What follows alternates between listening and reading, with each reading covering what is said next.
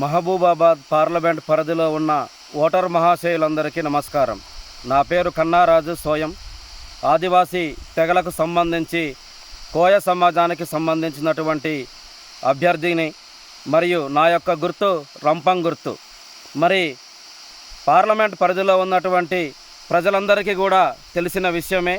ముఖ్యంగా ఇది schedule area ప్రాంతం. మరి ఈ ప్రాంతంలో ఆదివాసులకు భారత రాజ్యాంగంలో అనేక చట్టాలు, హక్కులు పొందబరిచి ఉన్నాయి. కానీ గత 40 సంవత్సరాలుగా మనం గమనించినట్లయితే గనక మీరందరూ కూడా చూస్తూనే ఉన్నారు. మరి ఇక్కడ ఈ ప్రాంతంలో పుట్టి పెరిగినటువంటి ఆదివాసీ తెగలకు సంబంధించినటువంటి ప్రజలు ఎవరైతే ఉన్నారో వారికి ఈనాడు రిజర్వేషన్ ఫలాలు దక్కడం లేదు. దీనికోసమే ఆనాటి నుంచి మా పూర్వీకులు అటు కొమరం భీం కావచ్చు, బిర్సా ముండా కావచ్చు, సోయం గంగులు కావచ్చు, రాణి దుర్గావతి కావచ్చు, ఇలా అనేక మంది పోరాట వీరులు మరి మా అస్తిత్వం కోసం గత అనేక దశాబ్దాలుగా, శతాబ్దాలుగా పోరాటం చేస్తూనే ఉన్నారు. మరి ముఖ్యంగా ఈనాడు ఇక్కడ తెలంగాణ ప్రాంతంలో తీసుకుంటే గనక మరి మా ఆదివాసుల యొక్క ప్రధానమైన డిమాండ్ ఒకటే, చట్టబద్ధత లేని లంబాడాలను తొలగించడం అనేదే మా యొక్క ప్రధానమైన డిమాండ్. ఈ డిమాండ్ కోసం మా ఆదివాసీ తరతరాలుగా మేము పోరాటాలు చేస్తూనే ఉన్నాం.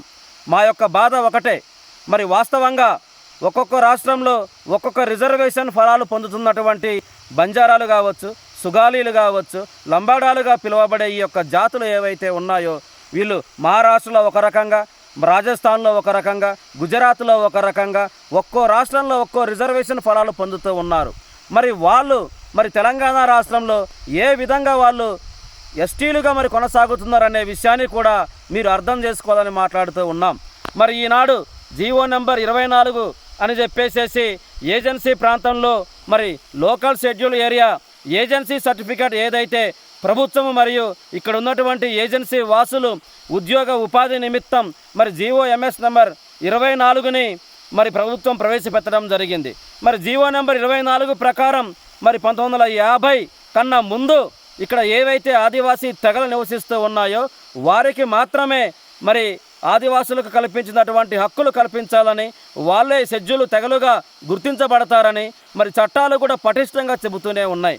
కానీ మరి ఈనాడు తీసుకుంటే గనక గత 30-40 సంవత్సరాల పైనుండి మా యొక్క ఆదివాసీ బతుకులలో మరి వేరే రాష్ట్రాల నుంచి వలస వచ్చి ఇక్కడ మరి జీవో నెంబర్ 24 సహాయంతో లోకల్ ఏరియా సర్టిఫికెట్లు ఇక్కడ తీసుకొని వాళ్ళు ఎస్టీలుగా చలామణి అవుతూ విద్య, వైద్యం, ఉపాధి అనేక రంగాల్లో కూడా మొత్తం ఈ లంబాడా, బంజారా, సుగాలి తెగకు సంబంధించినటువంటి వాళ్ళు మా యొక్క ఉద్యోగ ఉపాధి అన్నీ కూడా తీసుకుంటున్నారనేది ప్రధానంగా మా యొక్క వారు మా ఉద్యోగాలన్నీ తీసుకుపోతున్నారని చెప్పేసి మా నాయకులందరూ కూడా గత అనేక దశాబ్దాలుగా దీనిపైనే పోరాటం చేస్తూ ఉన్నారు.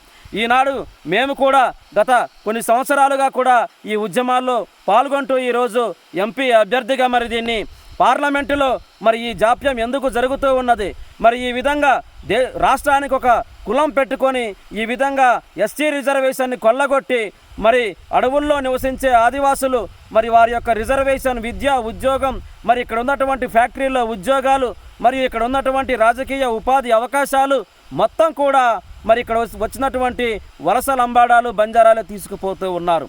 మరి ఈనాడు ప్రధాన పార్టీలు చూసుకుంటే కనుక ప్రతి పార్టీ కూడా అత్యధిక జనాభా ఉన్న ఆదివాసులకు టిక్కెట్లు కేటాయించకుండా మరి తక్కువ జనాభా ఉండి వలస వచ్చినటువంటి వాళ్ళు భారత రాజ్యాంగంలో మరి సరిగా వారు ఎస్టీ జాబితాలో చేర్చకుండానే కూడా తప్పుడు నివేదికల ద్వారా మరి వాళ్ళు ఇప్పటికీ కూడా ఎస్టీలుగానే చలామణి అవుతూ ఉన్నారు. దీనికోసం మా ఆదివాసీ తెగల సమన్వయ నాయకులు మరి సుప్రీంకోర్టును కూడా వెళ్ళి ఉన్నారు.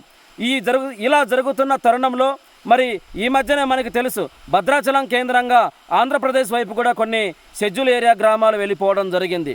ఆ విధంగా మరి ఆదివాసులు ఎక్కువగా ఉండే జనాభాని కూడా రాష్ట్రాలు విడగొట్టి మరి మాకు సపరేట్ రాష్ట్రం లేకుండా మరి వలస వచ్చిన వాళ్ళకే ఎక్కువ విధంగా వెళ్ళే విధంగా మరి మా జనాభాని కూడా విడగొడుతూ అనేక రకాల కుట్రలు జరుగుతూ ఉన్నాయి.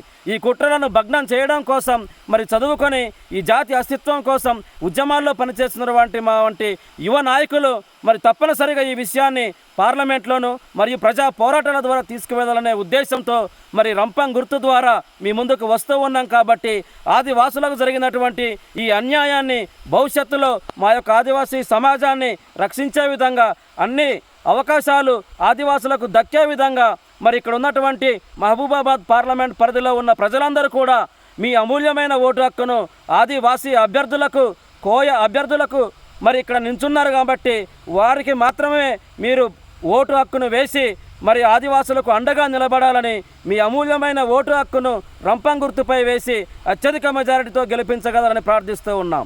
జై ఆదివాసీ.